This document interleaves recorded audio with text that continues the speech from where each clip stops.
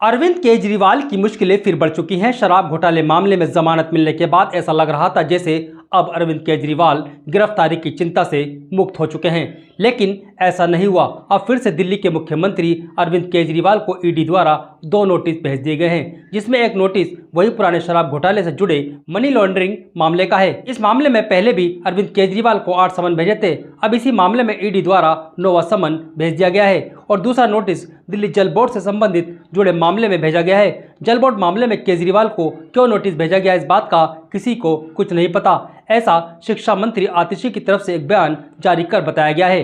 भेजे गए नोटिस में 21 मार्च को पेश होने की तारीख अरविंद केजरीवाल को दी गई है। अब देखना होगा कि 21 मार्च को मुख्यमंत्री अरविंद केजरीवाल पेश होते हैं या नहीं। जैसे ही अरविंद केजरीवाल को ये दोनों नोटिस मिले, वैसे ही शिक्षा मंत्री आतिशी ने एक प्रेस कॉन्फ्रेंस कर ईडी और भारतीय जनता पार्टी पर वार करते हुए राजनीतिक एजेंडा बताया। सुनिए क्या कहा शिक्षा मंत्री आतिशी ने। कल शाम को अरविंद केजरीवाल जी को एक और समन मोदी जी की ईडी ने भेज दिया, और ना सिर्फ मोदी जी ने इस एक्साइज पॉलिसी मैटर में समन भेजा, अब शायद उन्हें लग रहा है कि उनकी जो गिरफ्तारी का मकसद है ये इस केस से पूरा ना हो, तो इसलिए उन्होंने एक और फर्जी केस में कल अरविंद केजरीवाल जी को नोटिस भेज दिया। उन्होंने दिल्ली जल बोर्ड से जुड़े हुए किसी इन्वेस्टिगेशन को ज्वाइन करने को कहा है।